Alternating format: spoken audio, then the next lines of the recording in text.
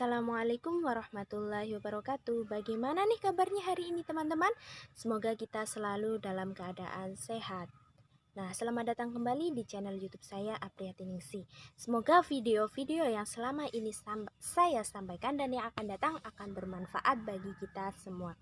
Nah, pada kesempatan kali ini, dalam video kali ini kita akan membahas tema tentang adab terhadap lingkungan dalam Islam. Nah, kira-kira bagaimana ya adabnya?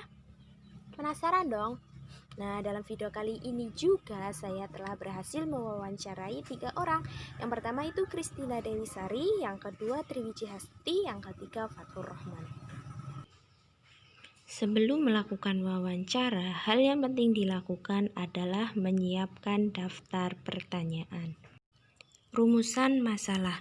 Terdapat 4 rumusan masalah. Yang pertama, apakah umat muslim di bumi hidup selaras dengan lingkungan yang ada di sekitar kita dengan adanya COVID-19? Yang kedua, apa yang menyebabkan manusia merusak lingkungan alam sekitar mereka? Yang ketiga, bagaimana meminimalisir kejahatan manusia terhadap lingkungan? Yang keempat, apa upaya yang dilakukan agar lingkungan dan alam terus menyediakan berbagai kebutuhan bagi manusia? Hasil wawancara. Wawancara yang saya lakukan yang pertama kepada Christina Dewi Sari. Beliau menjawab dengan adanya COVID-19, manusia atau umat muslim di bumi belum selaras dengan menjaga lingkungan. Mereka mementingkan diri sendiri, tapi mungkin sebagian manusia ada yang menjaga lingkungan, tapi tetap saja sih kebanyakan masa bodoh dengan lingkungan. Untuk yang kedua, kenapa manusia merusak lingkungan? Beliau menjawab, keadaan juga bisa atau bahkan kebutuhan ekonomi lebih menyebabkan mereka merusak lingkungan. Contohnya seperti mencemari ikan dengan setrum, menebang pohon secara liar, dan lain sebagainya. Untuk yang ketiga, bagaimana meminimalisir kejahatan terhadap lingkungan? Beliau menjawab, adanya sosialisasi betapa pentingnya menjaga lingkungan. Contohnya, jangan membuang sampah sembarangan yang menyebabkan banjir dan lain-lain.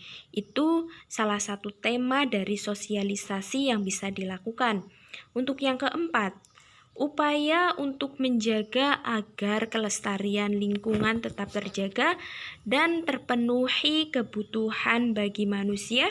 Beliau menjawab, kesadaran dari diri manusia saja sih yang mampu membantu melestarikan lingkungan dan alam. Dengan menjaga alam dan lingkungan, itu juga hal positif yang mampu membantu untuk memberikan hal yang lebih kepada manusia. Untuk wawancara yang kedua saya lakukan kepada Triwiji Hastuti. Untuk pertanyaan yang pertama, beliau menjawab ada yang selaras, ada yang tidak. Dan untuk yang kedua, apa yang menyebabkan manusia merusak lingkungan? Beliau menjawab, karena mereka yang merusak hanya mementingkan egonya tanpa memikirkan dampaknya.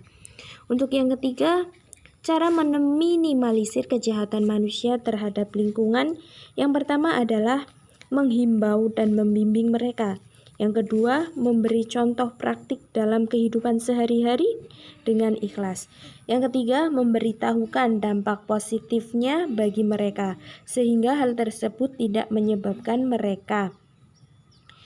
Maksud saya tidak membebankan mereka. Karena itu semua demi kebaikan bersama. Untuk pertanyaan yang terakhir, upaya yang dilakukan agar lingkungan dan alam terus menyediakan berbagai kebutuhan manusia, beliau menjawab selalu menjaga lingkungan sekitar dan melestarikannya. Oke teman-teman, untuk wawancara yang terakhir saya lakukan dengan Fathur Rahman. Nah, untuk pertanyaan yang pertama beliau menjawab tidak. Manusia tidak selaras dengan lingkungan yang ada di sekitar kita. Untuk pertanyaan yang kedua, yang menyebabkan manusia merusak lingkungan alam sekitar mereka itu karena kesadaran dan kepedulian terhadap lingkungan masih belum maksimal. Untuk yang ketiga, cara meminimalisir kejahatan manusia terhadap lingkungan yaitu yang pertama, memahami tentang kepedulian terhadap lingkungan dan melaksanakannya. Dan yang kedua, dengan cara membuat undang-undang lingkungan. Untuk pertanyaan yang terakhir, upaya yang dilakukan agar lingkungan dan alam terus menyediakan berbagai kebutuhan manusia, yaitu dengan cara tetap menjaganya, tetap menjaga lingkungan, dan tidak rakus.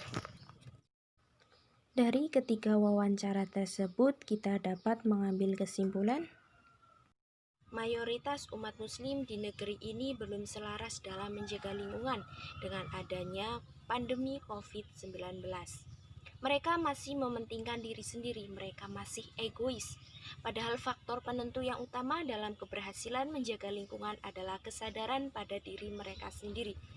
Kita butuh lingkungan, lingkungan pun butuh kita. Mari kita berikan yang terbaik untuk lingkungan, maka lingkungan akan memberikan yang terbaik untuk kita.